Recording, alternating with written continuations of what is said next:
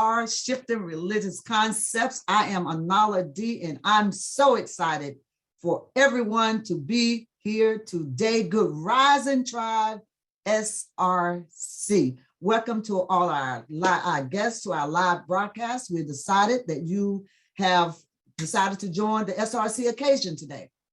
We took a break at the end of 2021, but we are back today, and we're going to unpack some knowledge that we believe that will serve all of us as a tribe.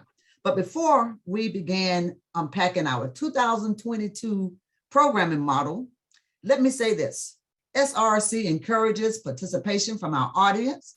Have something to say, want to share your thoughts, just raise your hand, unmute yourself, and engage in the conversation on the table. Now, SRC has assembled an excellent panel of masterminds that are prepared to share their knowledge and together uncover and break the chains that have held physical beings in mental bondage for way, way too long. So what I like to do right now is take the opportunity to allow each of our panelists of masterminds to introduce themselves. Some of them you already know, but we have a few who are new to the tribe, which is why we don't have photographs of them yet. That being said, let us start with Mark Thomas, who will not only introduce himself, but will take a few moments to provide a brief background on the footprint of SRC. Welcome, Mark Thomas. All right. Can everybody hear me all right? Great. So yeah, good morning, everybody. My name is Mark Thomas. Thank you, Nala, for the introduction. As for myself, to introduce myself, I'll just say that I was one of the original members of SRC, which goes, well, it goes back a way, back to May of 2020. So we've shared a lot of experiences since then. And we're so appreciative of Dr. Griffo, Tamisha, and Brother Lavelle when they joined us and added so much to our conversation at that time. I know we're all feeling Dr. Griffo's presence today, so we might just take a moment just to think about that.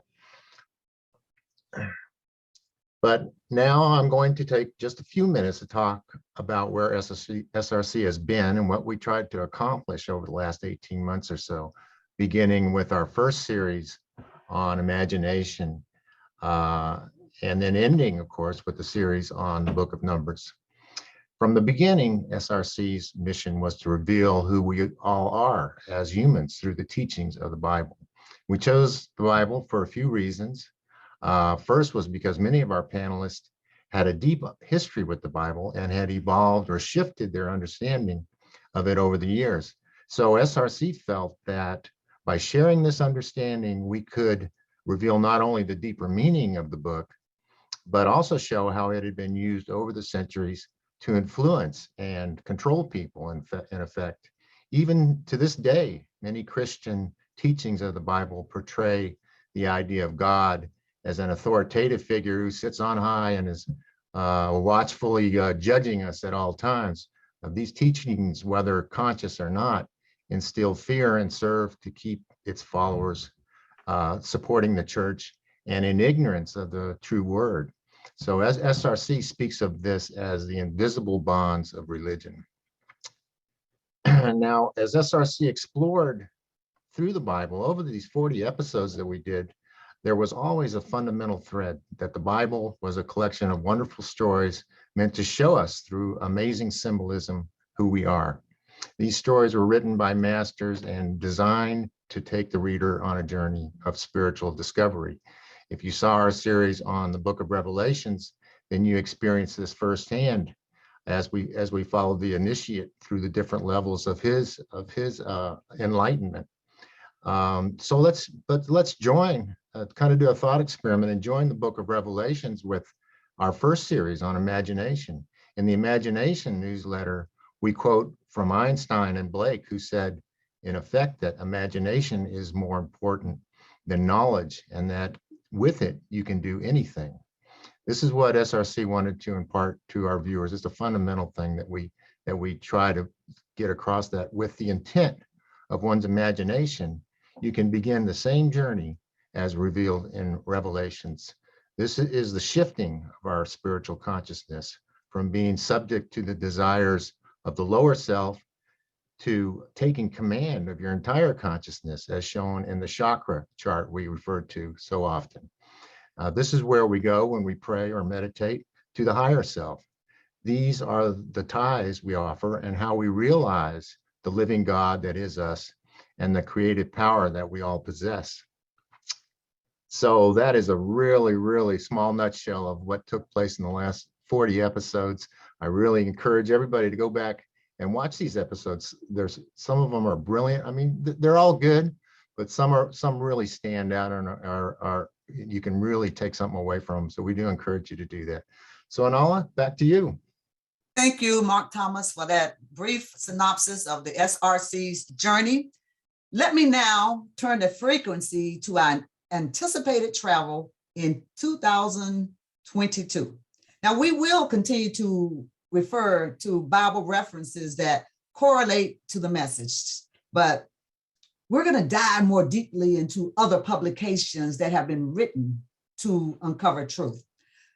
We will always endeavor to provide the author's name and the title of the resources that we are using, but we are definitely going to use other resources. As I said in the intro, the time has passed that we're going to continue to serve milk. I believe that it's time for us as SRC to serve a more powerful substance. And if you allow your heart and your mind and will your personal self to partake in the nourishment that all of us, all of the panelists, all the masterminds on this SRC platform, if you will allow yourself to partake in this nourishment, then you will experience a waking like you have never experienced before. Now, we decided to kick off our first episode by unpacking human connections, the power of human connectivity, because we discovered that understanding how we are all connected is the missing link that strengthens the inner power that SRC has discussed in previous episodes. So our discussion today is going to be on a book by Dr. Greg Braden entitled Human by Design. But before we do that, we have some other guests that we have some other panelists that I want to have them introduce themselves to you. And the second person that's going to introduce themselves is no other than Master Lavelle Rosser, who will introduce himself and also talk a little bit about what we can expect in this 2022 year. So let's welcome Lavelle Rosser. Thank you, Anala. And thank you, Mark. I'm Lavelle Rouser, numerologist. I joined SRC late in 2020. It's been a great pleasure to be with everyone of this tribe, and look forward to continuing our great efforts so that we can open the hearts and minds of many so that they can see through all of the ambience that's going on in the world right now. My focus, my specialty is dealing with the numbers of life, numerology, and I'd like to share a little bit about numerology, because when SRC started, it was in 2020, which was a number 4 vibration. And so that meant that SRC's foundation was rooted in the number 4, and that it began at a time where planning, preparation was started, but also very much needed to affect the minds of people. Now we're in the season or the year of 2022 based on the Gregorian calendar that began on January 1st of this year. And so when we take the digits of 2022, we simply by addition reduce all of those digits in the year, which is 2 plus 0 plus 2 plus 2, which equals the number 6. The number 6 is the vibration, what we call the universal vibration for the year, the calendar year of 2022. And so the number 6 has to do a great deal with family. It's very important that families come together for a common theme of being able to embrace each other, support each other, and love each other. And this would go as well as with tribes as this one, and also with communities, and even our country, and even more so the world at large. So the number 6 is a coming together of minds, of spirits, of souls, working in agreement and in harmony with one another. It doesn't mean that you have to believe what I believe or think how I think, but coming together in harmony, a respectful, healthy respect for one another is the common theme and the common goal, which should be for everyone under the sun. And so the number 6 is a remarkable number because in numerology, we call the number 6 the mother of all numbers. And we know that the mother of the family brings everyone together. She is the provider, she is the nourisher. And that is what will be happening with 2022. We should learn that we need to nourish each other. We should be of service to one another with a common theme and goal, and that is love from within our hearts. Now, many people, because of this pandemic, are struggling emotionally. And that's one of the drawbacks of this number 6 universal year, is that many people will be faced with health matters, health issues throughout the entire year. It will continue.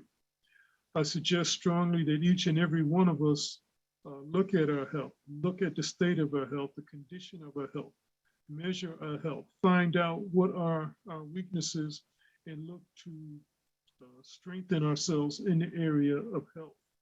Not just physical health, but emotional health and mental health as well, because we know that this has become a big factor in our society, especially with the mental health. And so you want to look at certain areas of yourself, particularly your nervous system, your sympathetic nervous system, your central nervous system, your brain, your respiratory system, and your digestive systems. These are areas that are of concern. After doing a lot of research, it seems that the theme, the common theme and thread that's woven through with dealing with this COVID is that many people are dealing with respiratory issues. So I share with everyone, take measures to strengthen your respiratory system. That could be through diet, that can be through herbs, that could be through healing, the healing arts, that can be through medication. But please, if you're having difficulties with your digestive system and your respiratory system, do seek help. Do not just wait around and wait for something to happen. It can be very climactic if you do.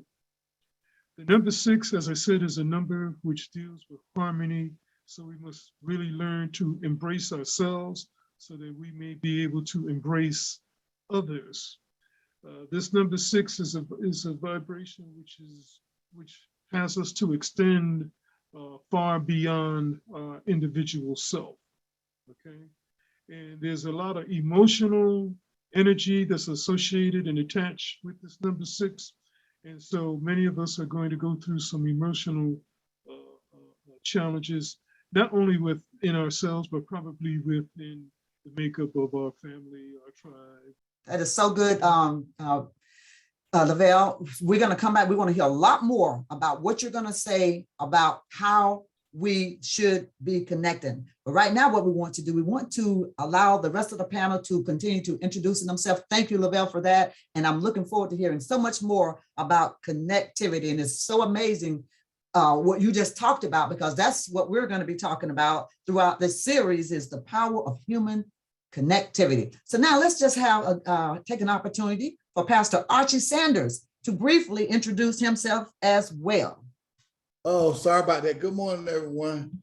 Good to see y'all in this new year. I haven't seen y'all since last year. So I tell you, man, technical difficulties this morning, but I'm on anyway, and I'm Pastor Archie Sanders, and I want to this year help people to understand more about who they are, where they came from, and how we supposed to be living this life. I do a lot of research on our ancestors, and I'm really looking into the Egyptology. So there's a lot on my plate for this year, and I just want to make sure that I get everything that I'm supposed to get through SRC, and also that I share my life with everyone that watch SRC, so that they can see that what I'm experiencing, that it may help them somewhere along the line, and hopefully that people will share their information with us also a little more this year, and we all can learn from each other. Thank you so much for that, Pastor Archie, for your introduction. Now, let's introduce one of our new members of the tribe, Miss Kina Lyles. Would you introduce yourself, please? Tell us a little bit about you. Give us that brief introduction. Hey. Hey, greetings and wholeness to everyone. My name is Kina Lyles. I call myself a forever student. Right? I love astrology. I love numerology. I love all things hidden, right? If it's something that we don't know about or that we've been told we shouldn't look at or we should ignore, I'm the one that wants to go straight there and take a look. I am working on a documentary right now about my experience coming out of the church and into African spirituality and learning to look within. And I'm excited just to share my journey and my experience. I think that's one of the ways that we all connect is through sharing and being transparent. And I'm just honored to be here. Thank you for having me. Thank you so much for that introduction. Now we have also with us Ms. Tamisha Burgess, who will take an opportunity to introduce herself as well. I am here. Pleasant greetings, everybody. Grand Rising. I won't be showing my video for a minute because I'm kind of still getting myself together here, but I'm glad to be here. I'm glad to see Shifting Religious Concepts is back. It's been a minute. Hello, everybody.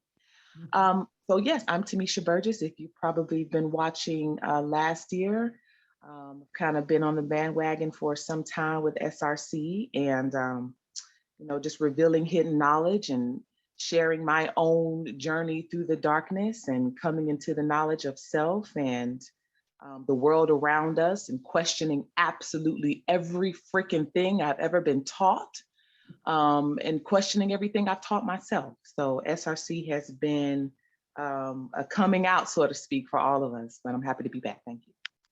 Thank you very much for the introduction. So I want us to jump right into what we're going to be talking about. And I don't know if you guys read the newsletter, and I hope you did, but the power of human connectivity. I truly believe that is where we've kind of been missing it. You remember in elementary school, we were taught about a man named Dr. Charles Darwin.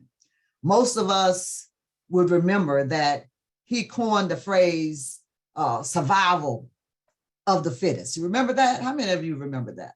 I'm going to show you his photograph just for a second, because I want you to remember what that was put in our psyche a long time ago. So let's just, let me just share my screen and hopefully I can get that picture up here so that you can see it. This was Charles Darwin. This is the man who coined the phrase survival of the fittest. Okay. So now think about what this means. We were taught that organisms, that's what we are, organisms, humans, with genes better suited to the environment are selected for survival. And then we pass those good old genes on to our offspring, meaning that if you don't have my blood, if you don't look like me, and if you're weaker than I am, then you just left behind. Now, those defining themselves as social reformers, they use the Darwinian theory to oppress and separate those considered as weak and powerless.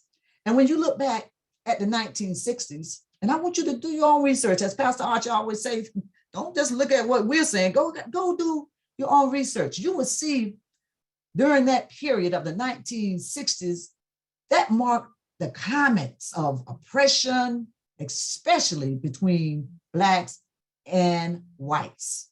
Now, in Greg Braden's book on Human by Design, Braden indicated that we live in a system that has used the Darwin's theory to guide our decisions.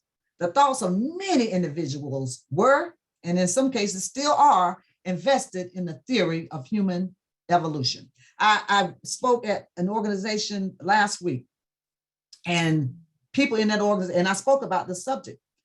You know, of course, I'm not a scientist, I just do my research.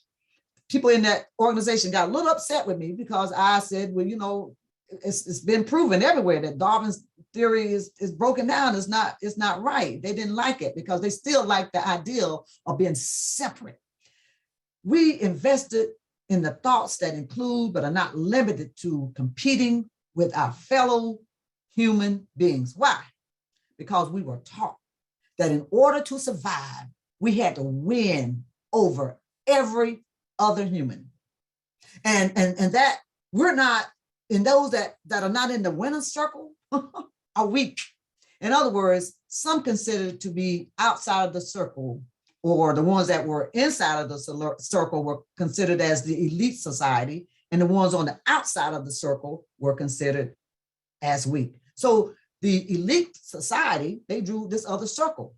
And in this other circle was placed those that had been taught that, you know, we just weak and you specks of dust and all of that. And you just came from this big boom one day and you just that's who you are. And some of us still remain in that circle even today. Inside that circle is a thought process that continues to cripple the efforts of so many people today.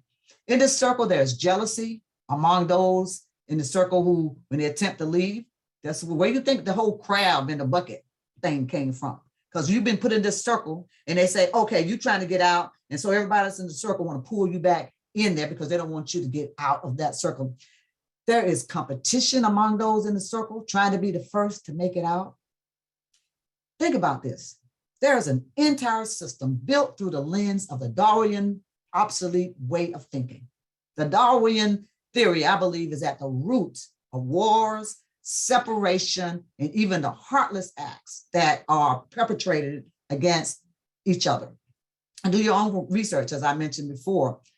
Evolution did occur. There's no doubt about evolution. It did occur, but not in the way that Darwin describes it. Our complex design is not a result of evolution, as our cells, etc., have not changed in over 200,000 years. I want you to consider this right here. Consider this. Darwin did not know in his world what we know about our world today. Darwin didn't know about DNA. It wasn't understood until after his death.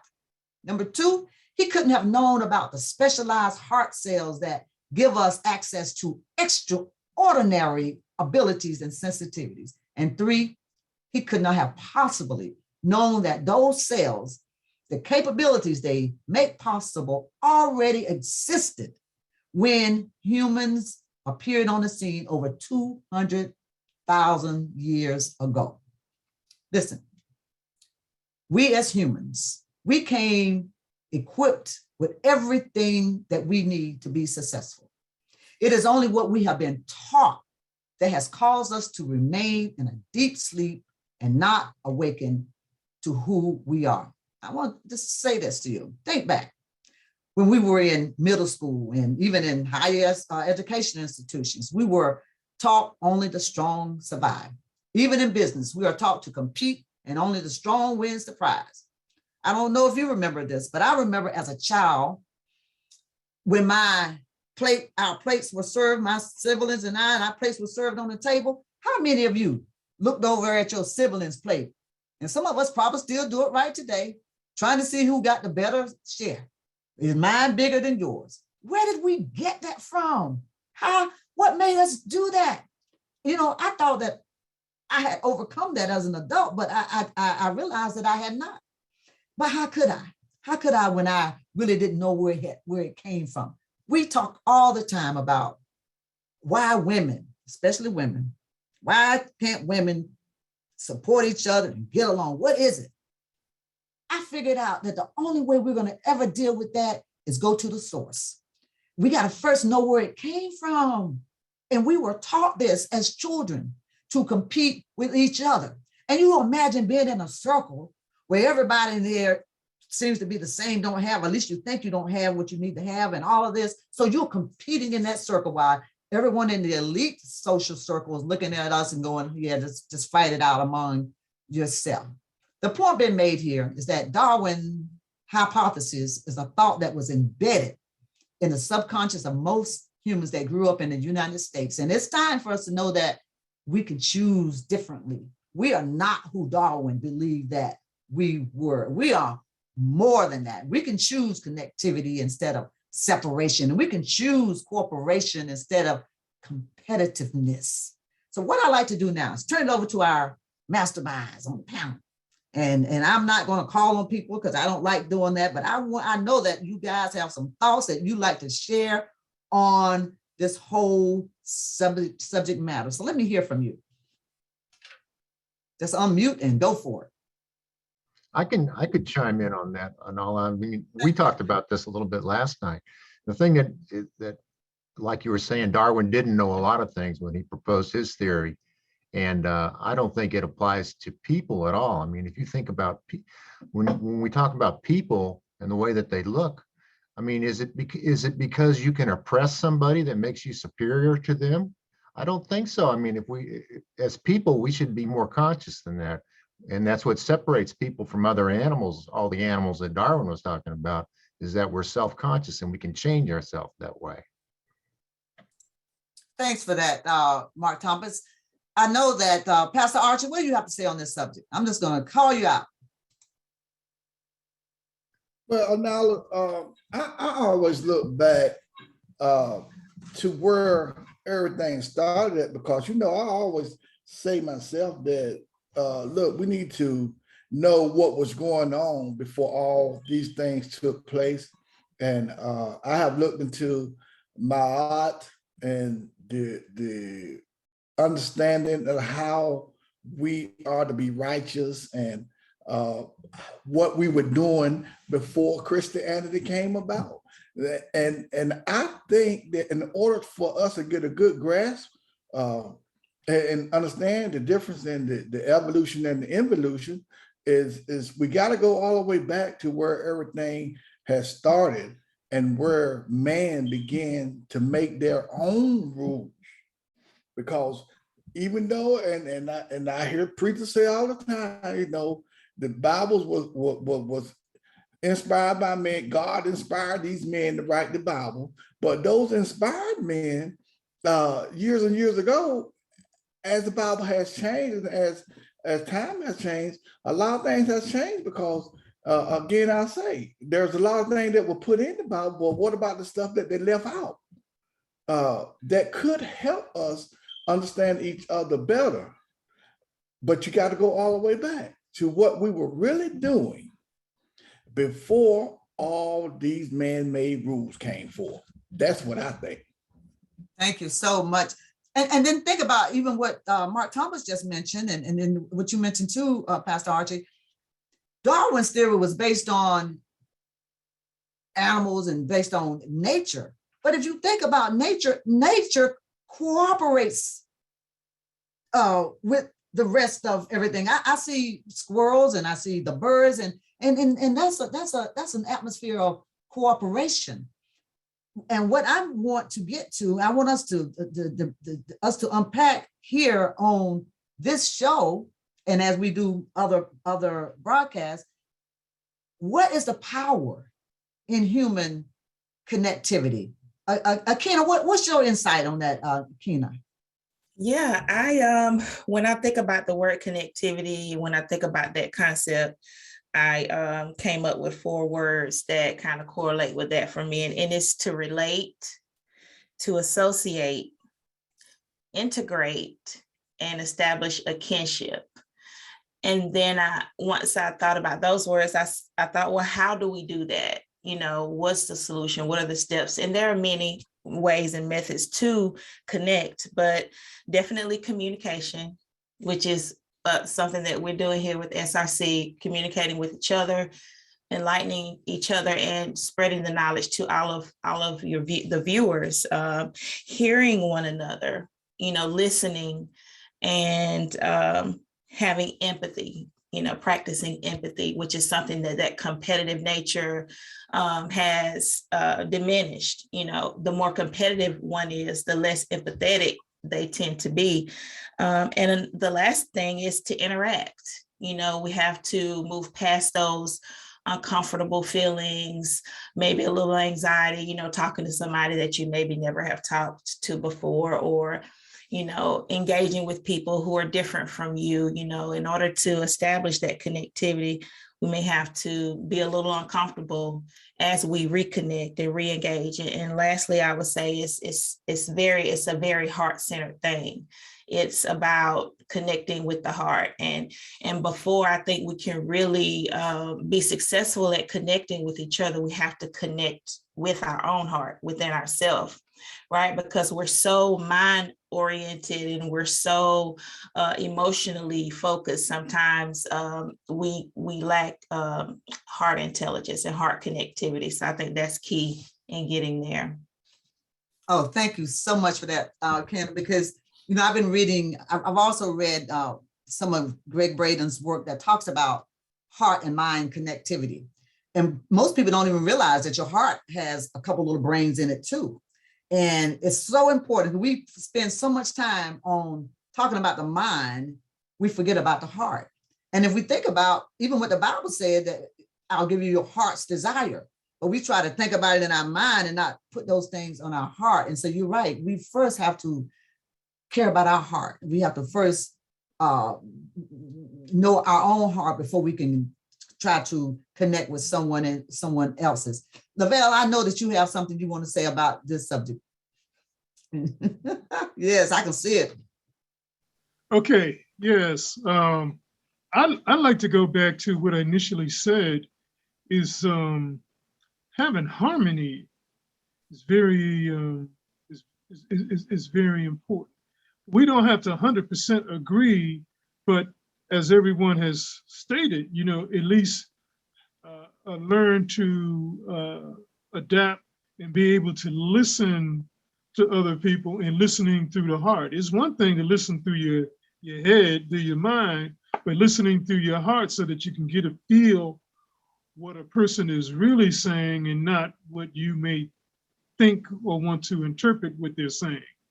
And so I have to really work with the harmony piece, because if we don't have harmony, then we have discord. And discord sets up all kind of conditions like disease of the mind, and disease of the mind can easily be spread throughout a society like rapid fire. That's exactly right, Lavelle. Thank you so much for that. Think about connectivity, guys. Think about that for a second. And our audience, think about how could we say that we are in the oneness of us all?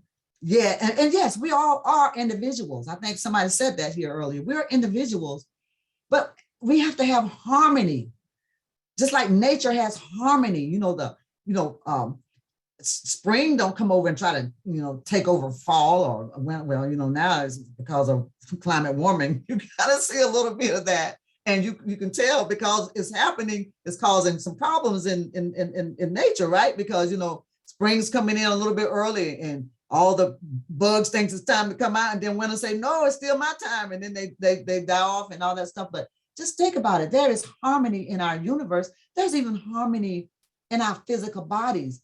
You know, my left hand isn't trying to beat up my right hand and take over and do everything. And you know, same with my my feet and things like that. So why wouldn't we think that we are connected?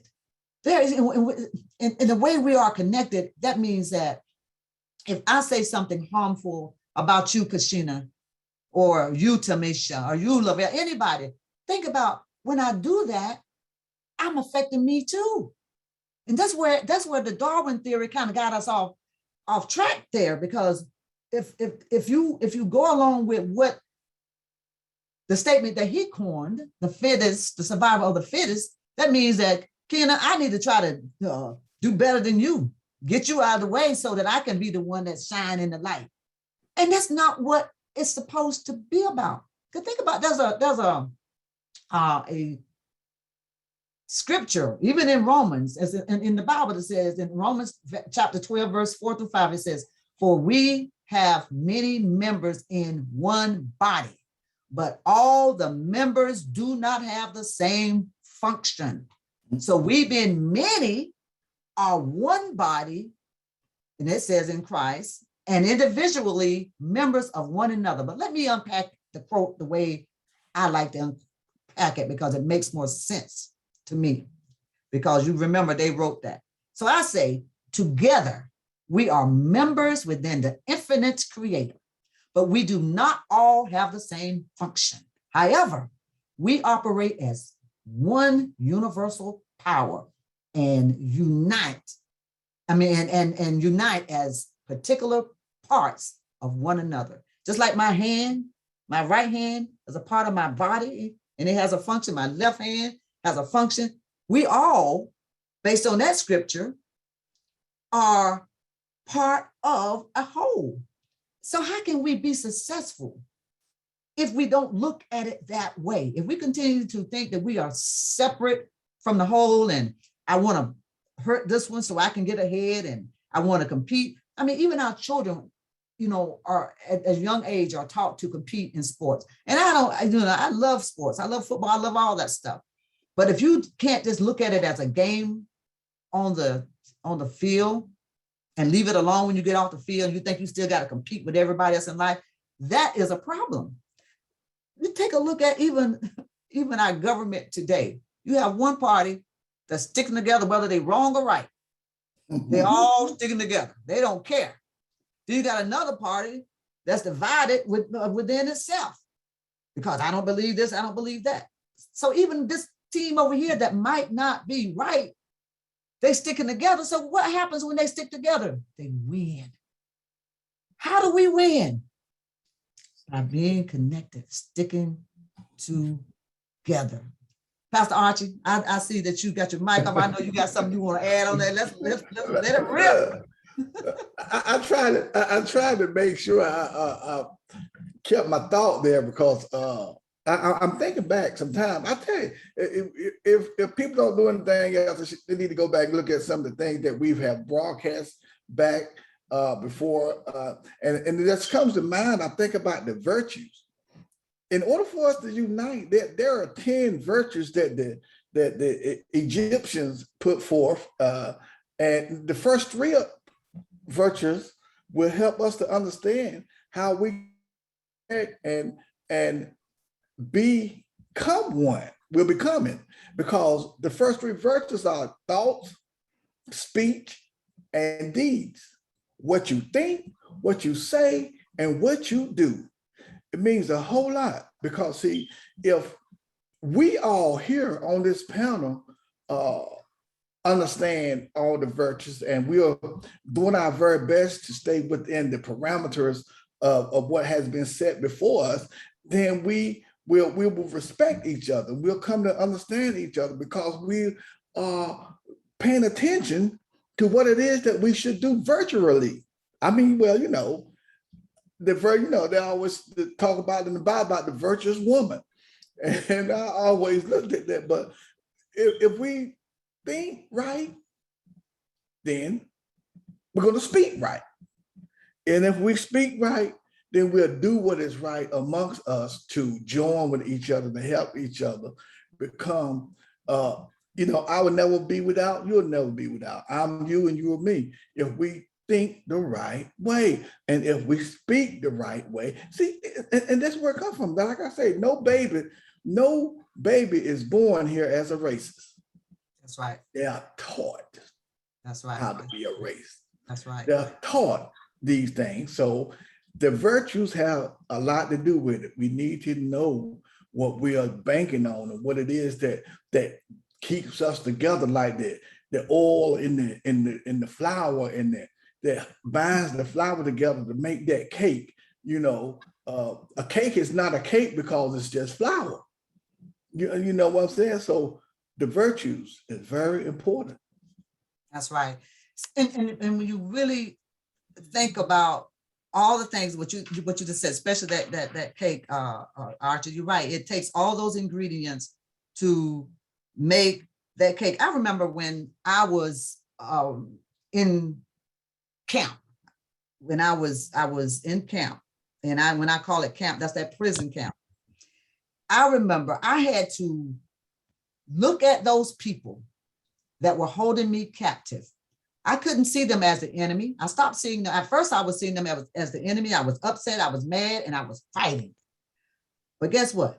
When I stopped fighting, when I went into meditation and I saw those people that they were part of me, I'm the one who manifests this in my world. I said they are me, and me don't want to be held in captive. So therefore, how can they want to harm me? Because I don't want to harm me. I saw them as me as well. And when you can do that, when you can start seeing what one would consider as their enemy, seeing them as part of you, then you can decide what that other you supposed to do.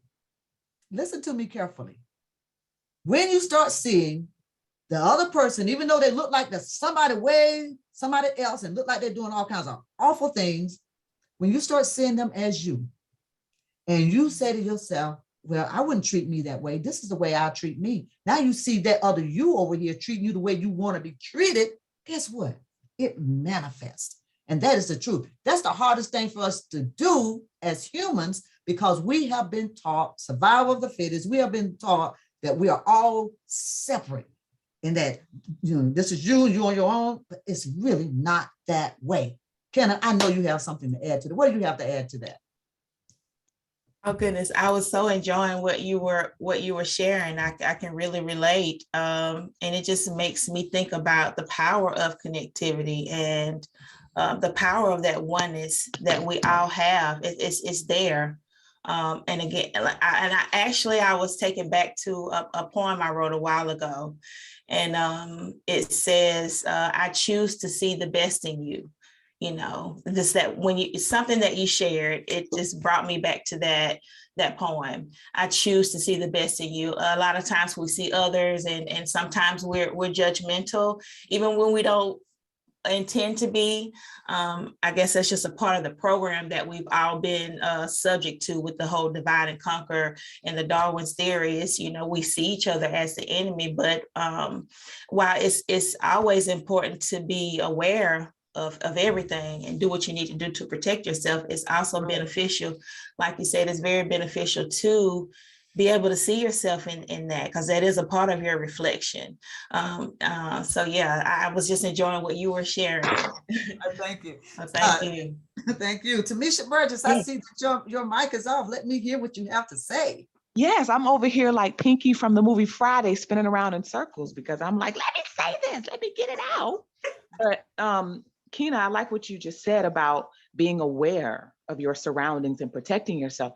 So I'm always devil's advocate. And what those who've come before us have said is a foundation that we're supposed to build upon, right? And be able to evolve from that, not taking it wholly, but saying, okay, this is what resonates. Everything else, I'm going to leave it because it doesn't resonate. I do live by the idea of the strong or the fittest survive, not based on competing with others, but as it relates to the elements of our world, right? We're supposed to take that information and evolve it, meaning the fittest survive because of the planet that we live on. She's ever changing. She's ever changing in as far as weather, being able to survive the elements, right? And so the idea of unity, working together, is saying, how do we survive this together? How do we become fit in these elements to survive? So that's what that meant. But also, Kina, in mentioning being aware of your surroundings, we have to also remember that we as beings on this planet have free will, right? We can talk about unity all day, but a person still has a right to choose whether or not they want to support you or not, whether or not they want to love you, whether or not they want to befriend you. You can be the most enlightened, most amazing, loving, helpful, supportive person on this planet, and a person still would choose to dislike you, to not want to work with you, to not want to be in unity with you. So I am not the person to walk around in kumbaya. I'm not that girl. I'm not, the sunshine and rainbows and butterflies, only because I understand human nature. To the core of every human being, okay, to the core of every human being is this element of an animalistic something, whatever you want to call it, the beast, you want to call it, whatever you want to call it. To the core of every human being is this second nature to do what we call survive. Because we are supposed to be these enlightened beings, we are supposed to know how to balance what it means to survive and to be in unity at the same time. Because we've been taught, and not just about survival, but we've been taught that there's limited resources. That's where the idea of trying to compete with others comes in at. Not that I want this person wants to be better than me, I want to be better than them, but I have a family, there's only one biscuit, who's gonna get it, right? When that's not the case. We've been taught, again, limited resources. So once we get past this idea that there are limitations, and people can actually see that in their everyday life, not just being told that, not just talking about that here on this panel, but once we click off record here and we're back in our day-to-day lives, what does it look like to have more than enough so I don't have to compete with you? So I don't have to feel that I have to compete with you or you with me, because there's more than enough to go around. Thank you so much for that, Tamisha. And you are right. I believe that when people look at that and see themselves as having limited resources, of course, first thing they want to do is say, I want that last biscuit. Not even thinking that I can take this I've seen movies where, the plane crashes, you have one person who has a piece of chocolate in their pocket. Instead of them breaking that piece of chocolate up and trying to share it with everybody so everybody have a little something, they go hide behind a bush and eat the chocolate all by themselves. Right. So you're absolutely right about that. But that goes right back to the way we've been taught, again, the survival of the fittest. And so if we would start to see that we can have the experience in this life that we want by thinking differently and not having to feel or be in that root chakra mode all the time of survival, then we can get there. And that's why we are having this conversation, because I believe that we can get there. I truly do. Lavelle, do you have something that you want to share? The importance in understanding human behavior is really consequential to all of this, and we're getting at the root and the core of this whole theme of survival of the fittest.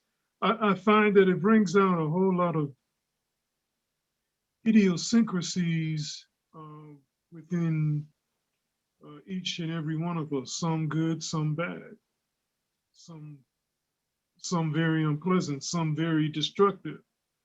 And so once again, we have to reach back into our heart and find out where our heart is and weigh our heart accordingly. And if we're honest enough within ourselves to look at ourselves, to know that there's something missing or there's something wrong or there's something that's terribly out balanced, then I'm much more able to be able to identify with another person. And so I like to leave it at that. All right, thank you so much for that, Lavelle. You know, I had to be honest with myself. I had to be honest with myself as I looked into my own heart. And that heart space, I even though I would say that, you know, I'm not jealous of someone else. But when I looked at, for example, that another person, it seemed in my mind, it seemed like, God, they're trying to do what I'm doing.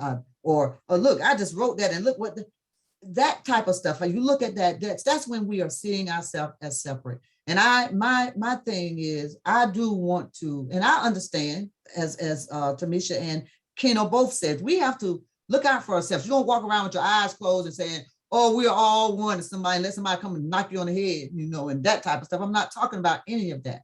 I'm saying that we must get in this heart space where we're not seeing each other as enemies. We're not seeing each other as competing against each other, but we are all wanting to win. I mean, I go back to the whole movie scene where you see the movie scenes when there's a shortage or something going on the earth, somebody, shoot, let's just go back to the pandemic that we just came out of, that we're still in. How everybody went and bought all the toilet paper. One guy bought all the toilet paper. He only had one butt, but he put all the toilet paper to use for himself.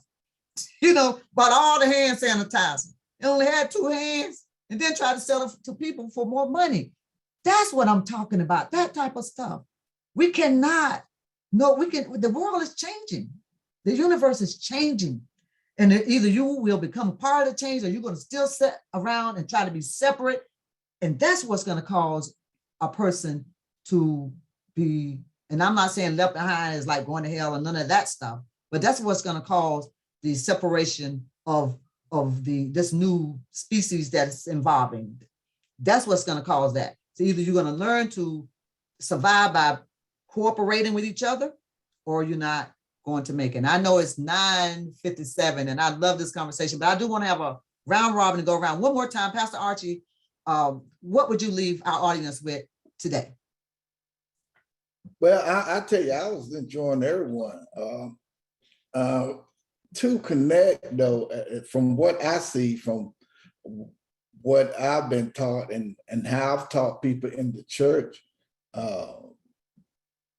we have to be held accountable for what it is that the way we're thinking, the way we're doing things, because see, someone has to stand up in the group that is trying to connect with each other and peep out those who are not willing to follow the rules and go along with what we're trying to accomplish, because so you're going to always have somebody that wants to step outside the line and take everything for themselves.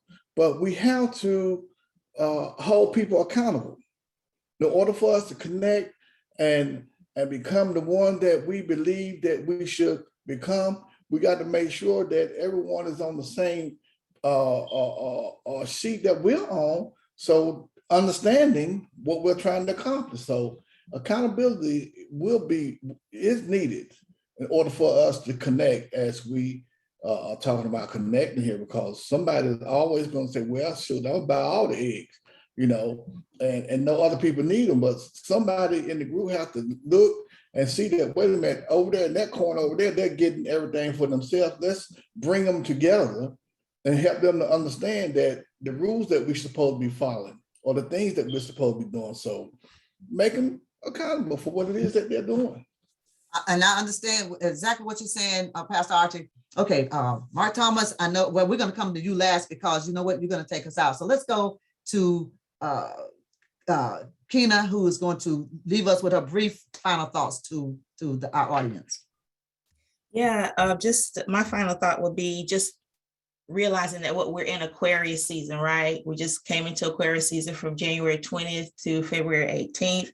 Not only that, we're moving into the age of Aquarius, which lasts about 2,160 years. And Aquarian is about the humanitarian. It's about groups, right? It's about helping others and connecting. So I just wanted to leave with that, but that is something that, you know, whether we're conscious of it or not, that is an energy or an essence that is in the air right now that we're all taking heed to. And just for those of us who are aware and conscious of the need for connectivity, I just say be encouraged, you know, keep helping others, keep seeing the best in others, protect yourself, and continue to exude that positive heart-centered connectivity that you have become aware of. Just continuing that and be encouraged. Very good. Thank you so much. Lavelle, what's your final thoughts? And then we're going to go to Demisha with her final thoughts. Okay, I'd like to follow up with Sister Kina. We are definitely in a period in the cycle of humanitarianism. That's something that we really need right now. That's all I want to say. Thank you so much. Demisha, your final thoughts? I'm like, you know, I am both human and animalistic. Yes. I am both loving and surviving. We talk about the mind and the heart space. We also have to talk about integrating these two worlds as well. Also, I love when you mentioned not trying to convince anybody to do anything. This is a time where, yes, you get to choose. You get to choose to bridge together your resources, building this new world that is not coming, but that's already here. We can look around and see that. And integrating both sides of yourself, all sides of yourself, surviving, meaning the elements, surviving what is here and what is also going to be coming together. You know, building our bridges together, sharing our resources, you know, just plainly speaking. I was speaking to a woman really quickly who was talking about, you know, how she was complaining about the school system. I said, well, why don't you build your own school? And she just kind of looked at me. I think 2 weeks later, I met her at the bank. 2 weeks later, she told me she quit her job and started building her own school and working with other mothers who wanted to do the same. This is what it looks like to survive. This is what it looks like to unify and survive. So be both your animal self and your survival self, not over each other, but with those who are on the same path, who want to do the same thing. No debating, arguing, or convincing involved. That's absolutely right. Thank you so much for that, Tamisha. And before I turn it over to Mark Thomas, who's going to leave his ending thoughts and take us out, I want to ask our panel. We have Kashina Sanders on, and I know that we have San Jones on. Kashina, is there anything you want to say, any comments you want to make? I love everything that everyone said. I agree totally. And my main thought would be just love on everyone. You see a person that you don't know, and the one you do know, and the one you would like to know, just love on them. Just love on them. Because, you know, the way this world is going now, you know, no day is promised to you. No, you know, nothing is promised to you and nothing is on to you. So just love on them as long as you can. All right. Thank you for that, Kashina. Okay. So with that being said, I just want to share with you guys that next week, before we go to, and I think you did do your ending thoughts, didn't you, Pastor Archie? You did yours. Okay. I just want to make sure. Next week, guys, when we come back, we're going to be talking about what we see in our society based on that whole survival of the fittest thing. What are some of the things that we are recognizing in society? And we're going to talk about what can happen, what can happen to how can we educate our young people, number one, to see themselves as being different, see the world as being different. So there's no longer that survival of the fittest thing going on, and we're going to talk about, we're not just little specks and dust in the universe and all that kind of stuff. We're just not some sidebars, that we are something greater than that. And how do we get that through to our young people so that they can see themselves as being more than what they have been taught that they are? So we come back next week, and we're not taking any commercials right now on this show, because we want us to be able to get the meat in there, but we will be having some commercials later on. But we want to get the meat out there. We want to make this raw. We want you to come back and really provide the audience with something they can take away with them. So with that, I'd like to pass it on to Mark Thomas now, who's going to give us his ending thoughts and also take us out of this live broadcast. Mark Thomas. Yeah, enjoyed everybody's thoughts today. It was been a great show. The only thing I I could add is to just remain conscious that when we talk about choices, that you have to go into your life with that intention to have that intent. It's not enough that you just have a choice, but you have to intend to know that you have a choice, and you have to give whoever you're trying to connect with the same opportunity, like Anala said, that you would give yourself to Right. express your opinion and to respect that. So that's all I got to add to that. So I'm going to close the show up today. It's a great show. Thank you, everybody, for coming. Yes, it was great. I loved it. We love you guys. We really appreciate everybody's patronage and encourage you to email us your questions or comments at shiftingreligiousconcepts@gmail.com. And don't forget that this presentation will be available on YouTube very soon. Even if you attend today's program, please go to the Shifting Religious Concepts channel and give us a thumbs up. This is one of the few ways we get public attention, and it really helps us to promote the SRC mission. So if you're not subscribed to our newsletter, go to shiftingreligiousconcepts.com/registration and join us. So our next presentation will be next 7 days from today on Sunday, February 6th at 10 o'clock, as always, 10 o'clock Eastern in the morning. And please join us for more conversations on the power of human connectivity. So until then, we wish you all peace, health, wisdom, and love, of course.